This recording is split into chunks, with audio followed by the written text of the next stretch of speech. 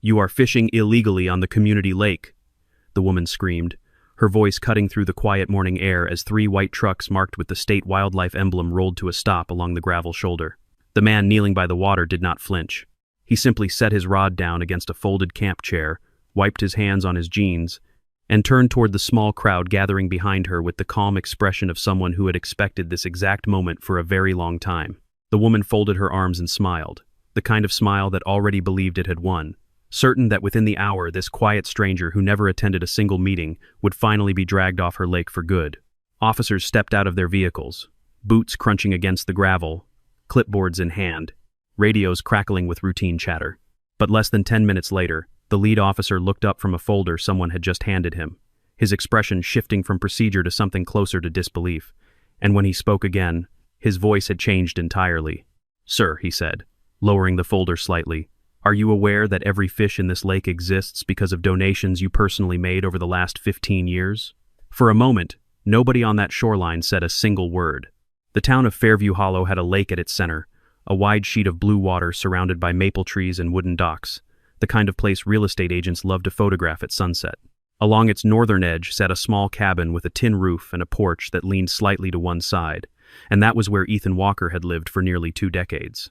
He was 52 years old, quiet, broad-shouldered from years of outdoor work, and he wore the same faded flannel shirts no matter the season. His truck was 15 years old, rust creeping along the wheel wells, and he never once mentioned what he used to do before he moved into that cabin. Nobody in the neighborhood knew that Ethan had spent the better part of his career as one of the most respected fisheries ecologists in the region, a man who had once rebuilt dying lake systems from the ground up for state agencies and private conservation groups alike. To his neighbors, he was simply the man who kept to himself, who waved politely but never lingered, who fished from the same spot on the shoreline every single morning like clockwork. That particular morning began the way most of his mornings did, with the sky still gray and the water calm enough to hear his own breathing. He carried his rod, a small tackle box, and a folding chair down to the same patch of shoreline he always used, a spot tucked beneath an old willow tree where the water dropped off into a deeper channel. He cast his line with practiced ease, settled into his chair, and let the silence of the lake wrap around him the way it always did. He had a permit tucked into his tackle box, laminated and current, the kind any resident could apply for through the community office, and he followed every rule printed on the community fishing notice without ever needing to be told twice. What he did not expect, and what he had quietly dreaded for months, was the sound of tires crunching on gravel behind him, followed by the sharp click of heels moving fast across the dockboards. Victoria Collins was 47 years old and had served as president of the Fairview Hollow Homeowners Association for the past 3 years, a position she treated less like a volunteer duty and more like a personal kingdom. She was the kind of woman who measured her importance by how many people feared crossing her, who kept a running list in her head of every resident who had ever failed to attend a meeting, and Ethan Walker sat near the very top of that list. He had never once shown up to a single HOA gathering, never signed a petition, never donated to a single fundraiser bake sale, and in Victoria's mind, that silence was nothing short of an insult. She had tried for 2 years to catch him breaking some rule, any rule, and today she believed she finally had him.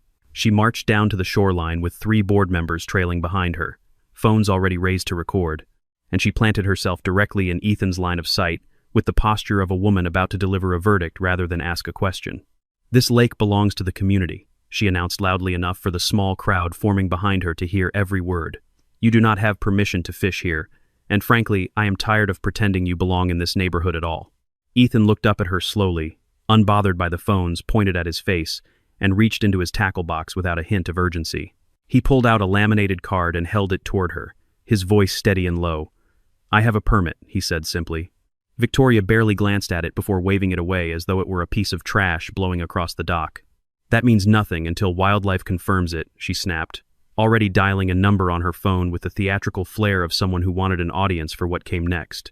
Within minutes, 3 state wildlife trucks were making their way down the access road toward the lake, and Victoria Collins stood at the center of it all, arms crossed, chin raised, absolutely certain that history was about to prove her right. By the time the trucks arrived, a small crowd of nearly 20 residents had gathered along the shoreline, drawn by the sound of raised voices and the unmistakable sight of official vehicles rolling through their quiet neighborhood. Victoria seized the moment immediately, holding her phone at arm's length and speaking directly into the camera, with the practiced cadence of someone who had clearly imagined this broadcast long before it happened. She told her viewers that a stranger had been secretly exploiting their private lake for years, stealing resources that belonged to every paying resident, damaging the shoreline ecosystem while hiding behind a friendly wave and a quiet smile. Some neighbors nodded along, murmuring their agreement, already forming opinions about a man they barely knew based on nothing more than Victoria's confident tone. Others stood back, arms folded, watching Ethan's face instead of hers, noticing the way he remained completely still while accusations piled up around him like debris in a rising current. Margaret Sullivan, a retired schoolteacher who lived 3 houses down from Ethan's cabin, found herself unable to look away from his expression.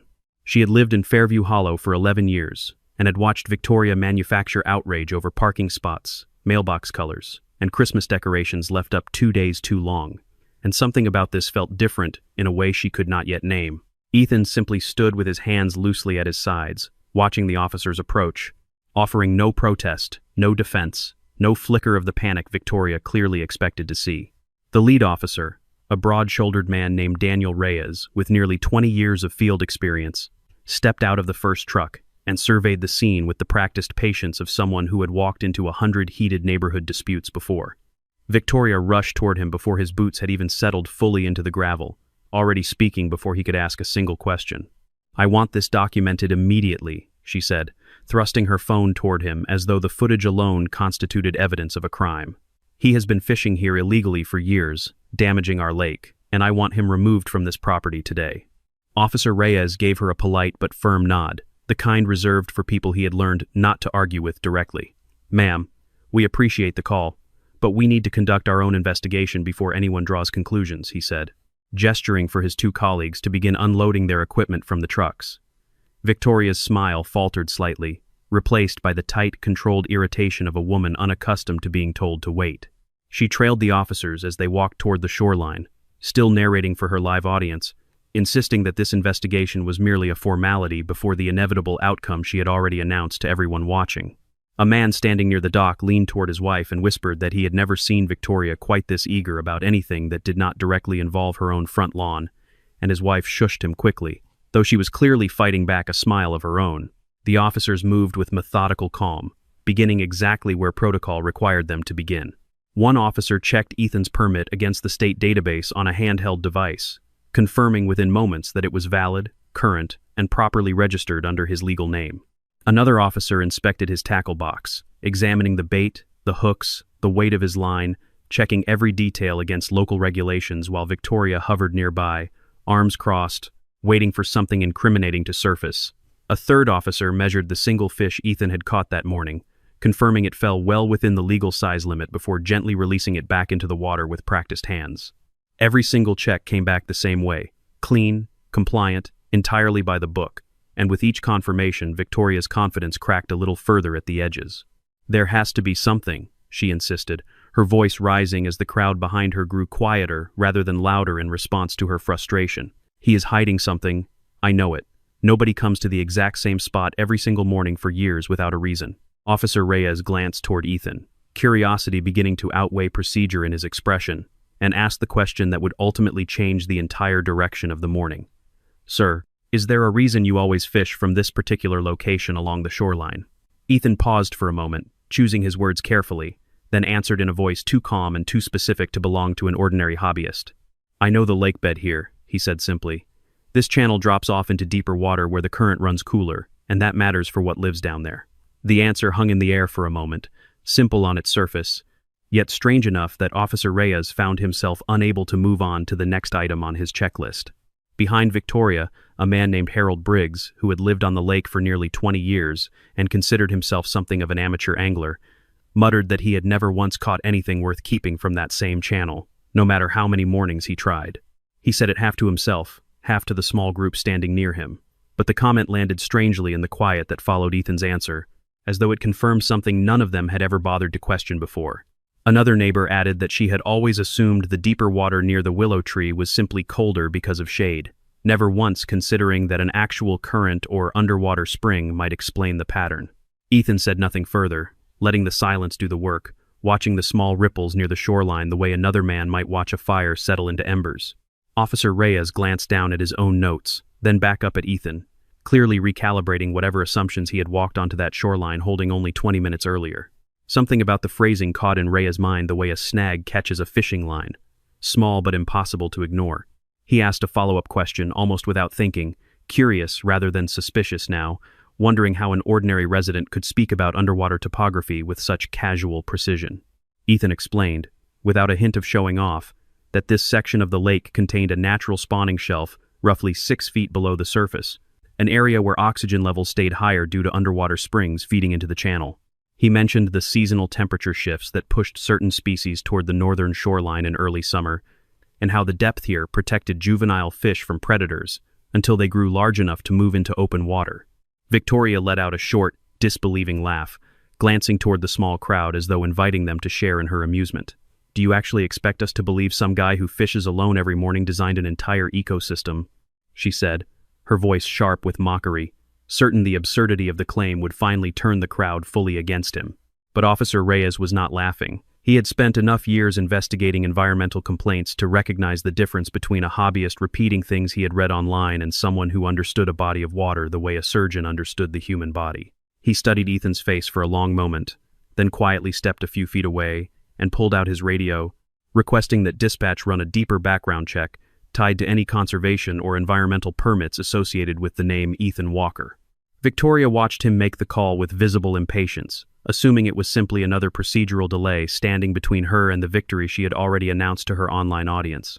The crowd behind her had grown noticeably quieter now, several residents exchanging uncertain glances.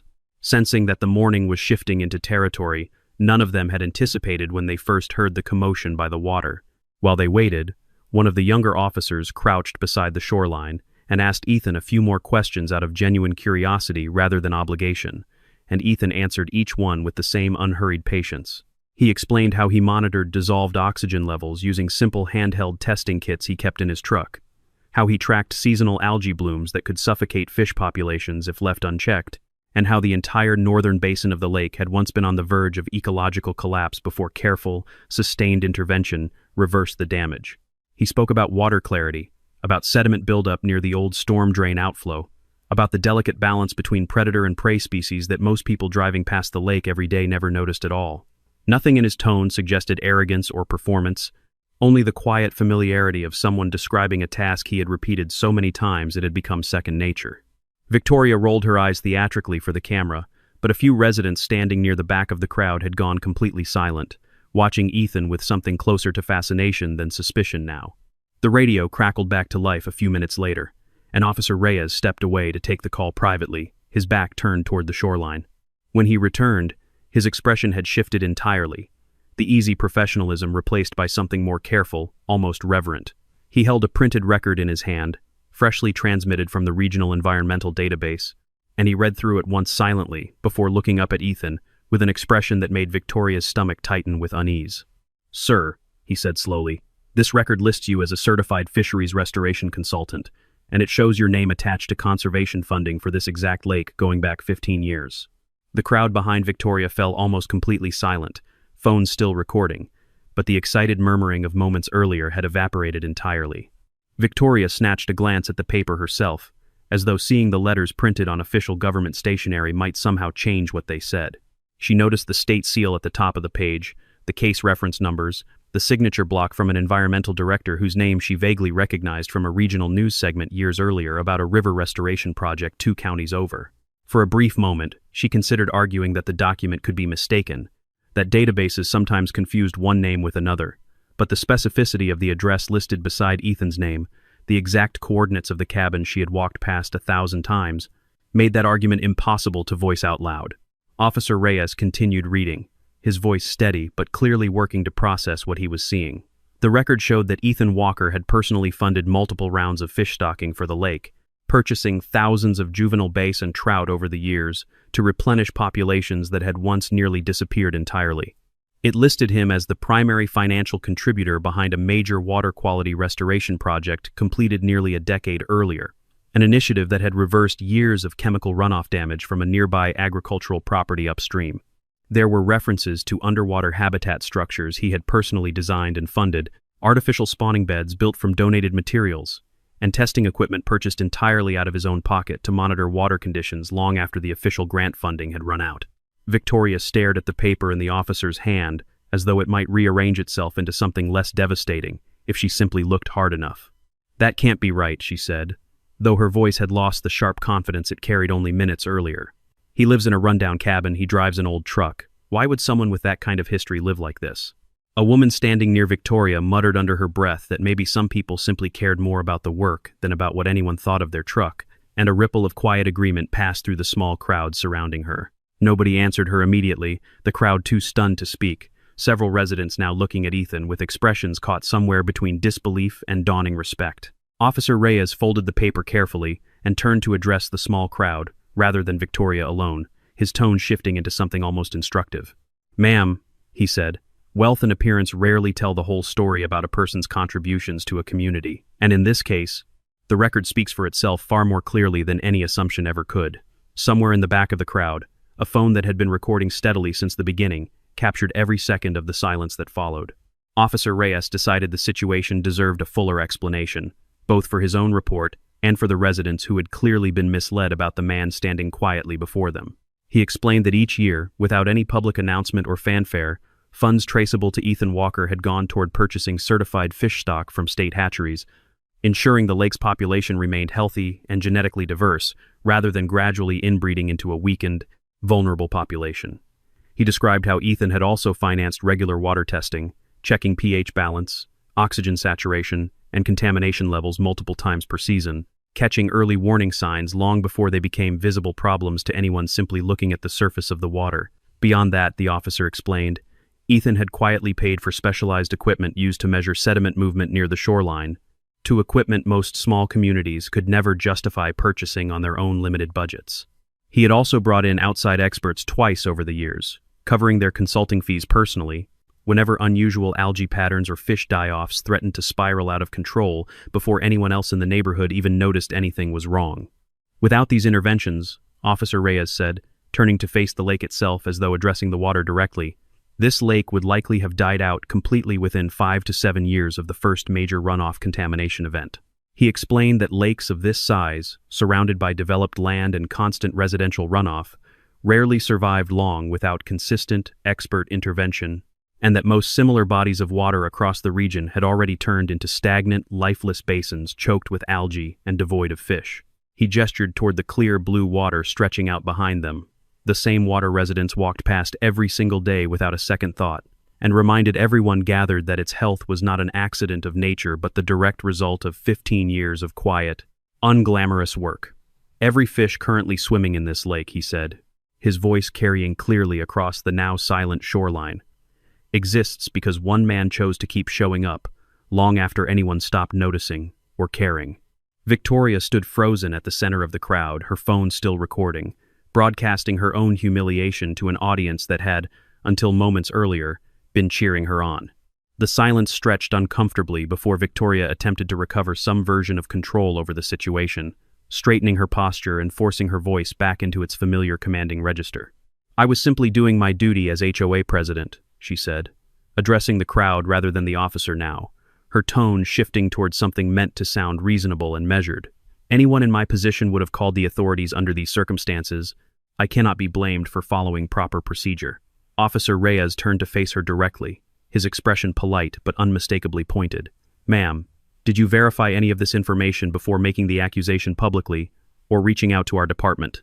The question landed heavily in the quiet morning air, and Victoria opened her mouth to answer before closing it again, unable to produce a response that would not immediately expose the truth everyone standing there had already begun to suspect. Into that silence stepped a man named Robert Chen. Wait, no. Into that silence stepped a man named Gary Wagner, a longtime resident who had lived across the street from Victoria for nearly 6 years, and something in his posture suggested he had been waiting a long time for this exact moment to arrive.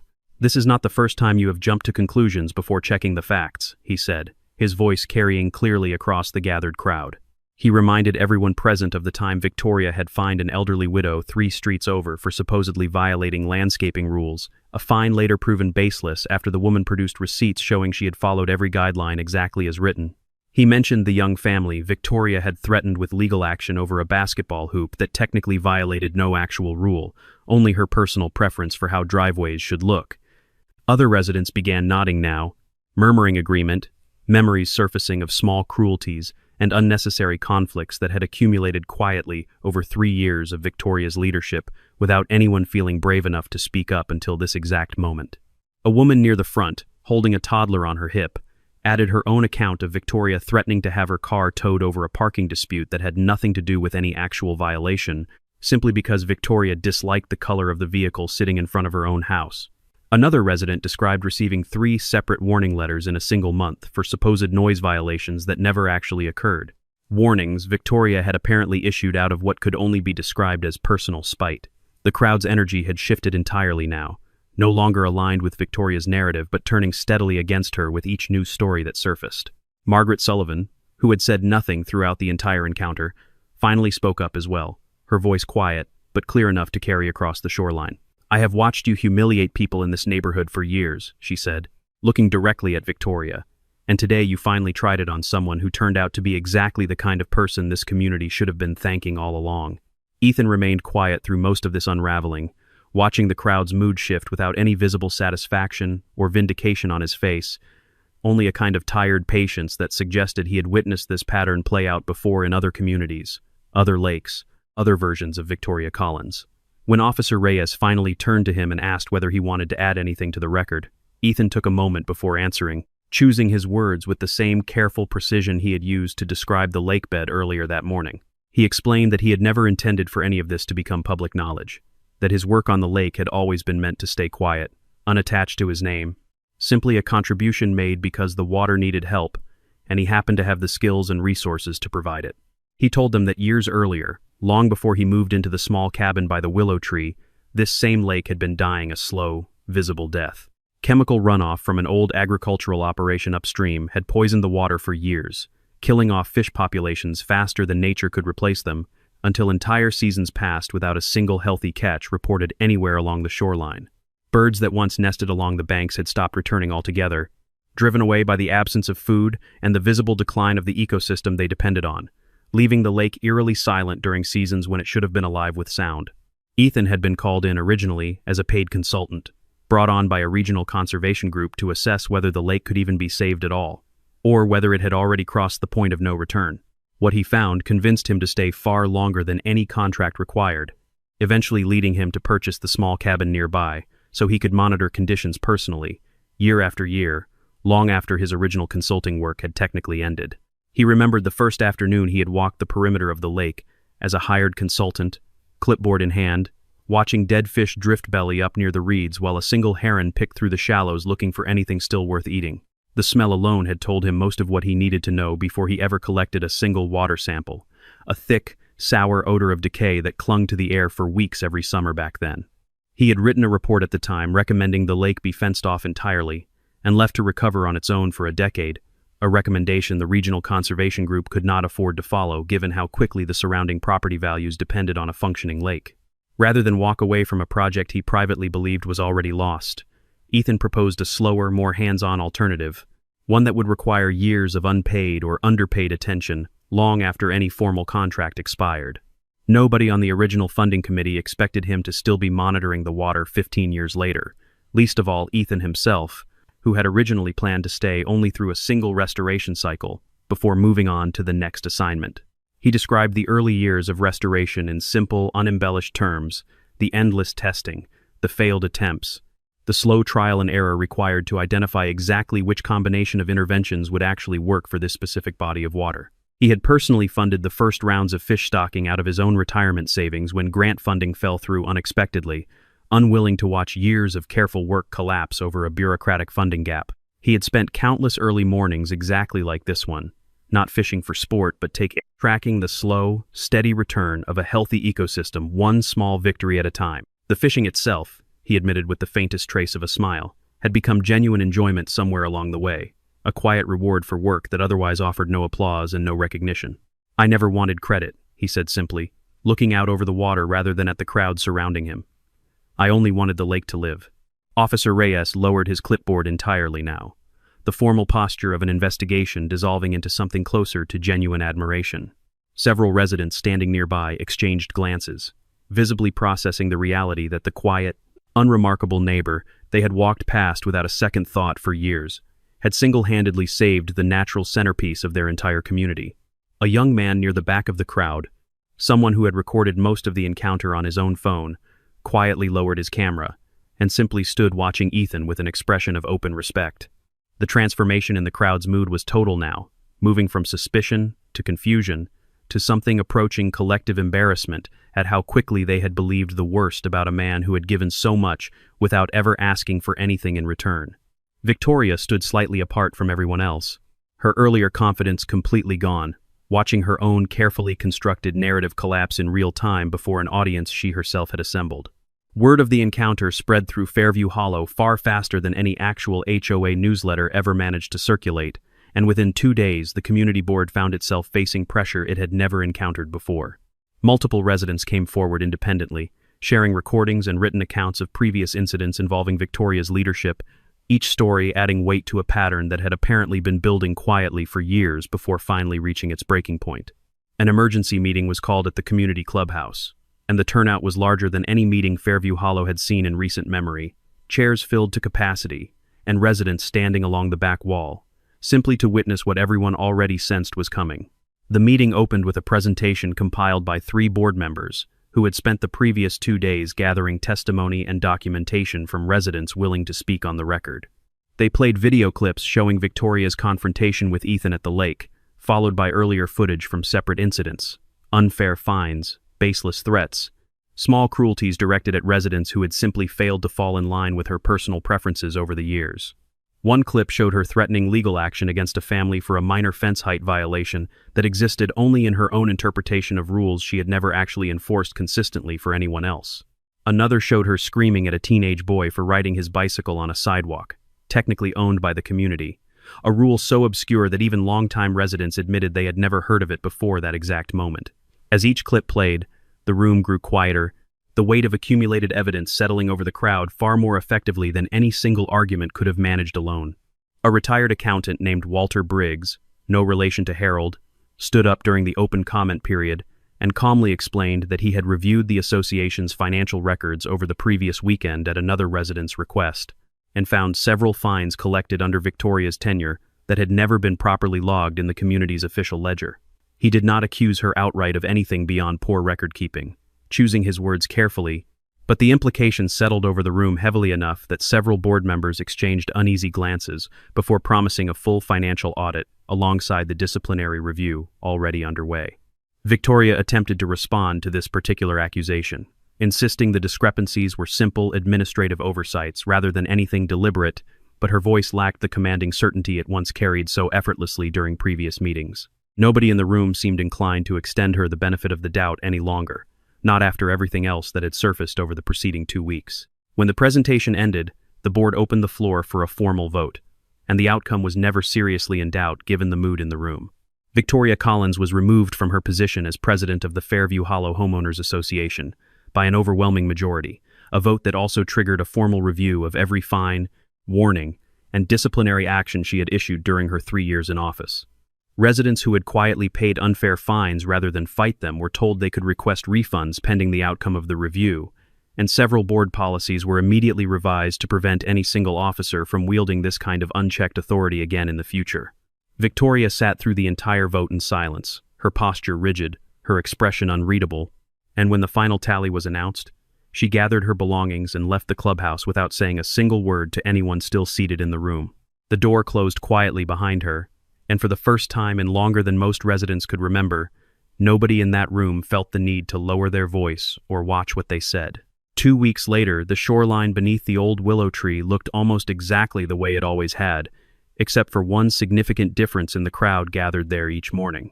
Ethan arrived at his usual hour, carrying his rod and his folding chair down to the same familiar spot, expecting the same quiet solitude he had enjoyed for 15 years before that one chaotic morning changed everything.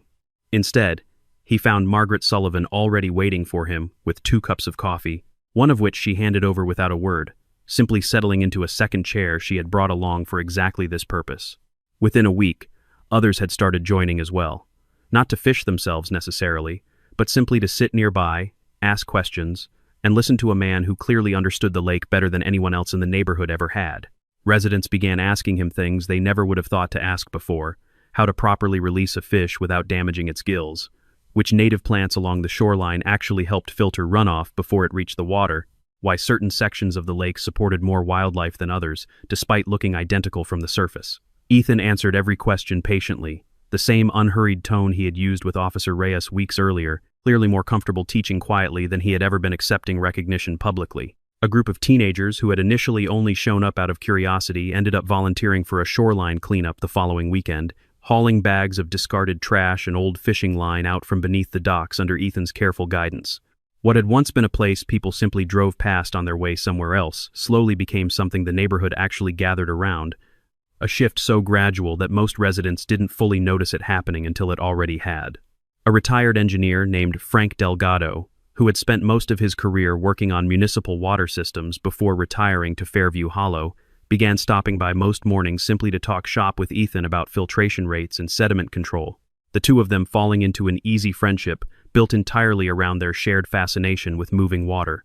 Frank eventually convinced the board to allocate a small annual budget toward lake maintenance, something the community had never once considered necessary before that spring, given that the lake had always simply taken care of itself, as far as anyone previously understood.